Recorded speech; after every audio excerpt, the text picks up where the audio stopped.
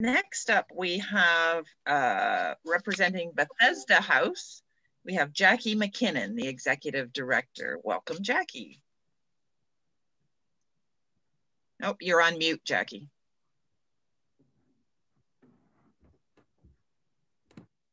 Jackie, you're on mute. Unmute myself. Thank you so much. You can just speak from the heart. I am going to do that.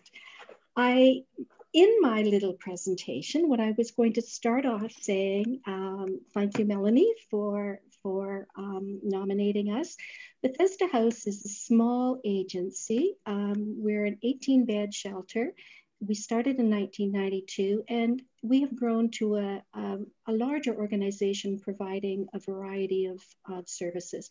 I am, however, going to start by focusing, or I'm going to actually focus on our shelter. Our shelter provides services to women, youth, and children and their pets who are fleeing domestic abuse and other forms of violence. They come into our shelter, and our shelter counselors provide them with individual and group counseling and just plain emotional support. Our child and youth worker and our transitional support worker, the child and youth worker helps moms be moms to kids who've witnessed abuse and helps the children just be children while they're with us. The transitional support worker works with women getting everything done that they need to get done in order to move on. We had a good system going where the women would support each other during their stay. They would share their stories at the kitchen counter while they were making their meals or doing their evening chores. And nobody felt alone on their journey because they were with people who had shared or are sharing journeys similar to theirs. Then March 14th last year, everything turned on us and the pandemic hit, and we had to change the way we do business. Because women's shelters are considered a congregate care setting, similar to long-term care homes. And as such, everything we did was turned on its head, and we became infection prevention and control specialists. And the lives of the women who came to us was turned upside down too. All the staff have to wear masks and eye protection, and sometimes gloves and full PPE. Women in the shelter have to wear masks, as do children, anything older than 2 actually. People are having to be distanced. We had to reduce the number of women we would bring in because everybody has to stay at least 6 feet apart. Women who come in have to stay 14 days isolated in their rooms, other than essential outings, and meals are prepared for them and taken to their doors.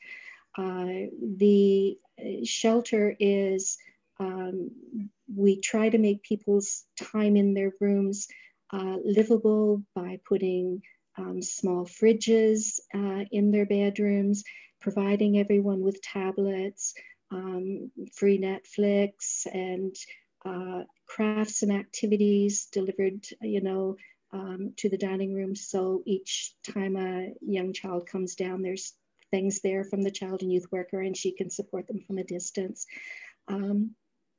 Can't allow more than a couple of people at a time in individual rooms, like the kitchen and the dining room and the laundry room, and really, really not the way we want to do business, but it's the way we have to do business right now.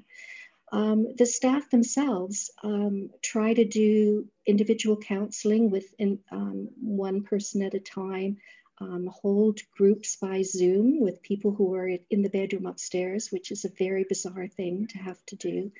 And we're just doing the best we can with what we have and what we have to do.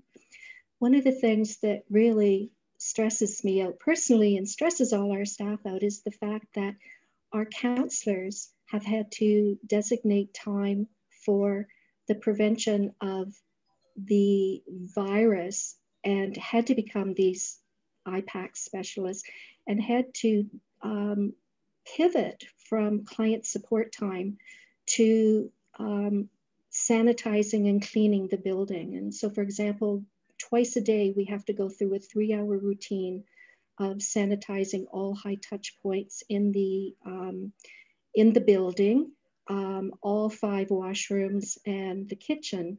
And then on top of that, they have to do the rest of the house cleaning around that, all the while being expected to support women who were at us at the lowest time in their life, who came to us for a different type of support. And that takes up a lot of their time.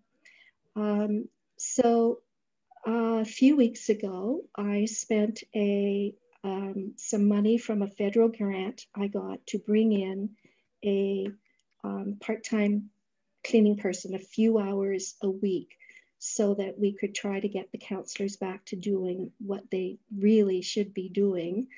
And if you are able to support us this evening, then what I would do is I would spend the funding that you give us to increase those hours, to have people come in to, not people, but have the cleaning support staff who's doing a few hours a week, have her do more hours and stop having the staff have to do all that cleaning and sanitizing and refilling of dispensers and all the things that are absolutely necessary, but not at all what the women really need right now in terms of emotional and psychological support.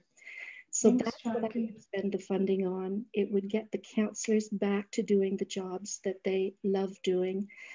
Not that they're complaining about cleaning 5 washrooms, you know, twice a day and spending their overnights sanitizing and washing floors and refilling sanitizer dispensers.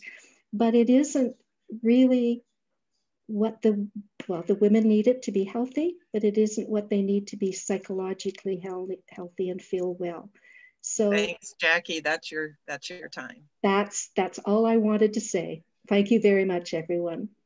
And you did a great job, Jackie. So Okay. it didn't throw you off at all. That's and wonderful. You know what? I'll find my document as soon as you guys. Of course you will.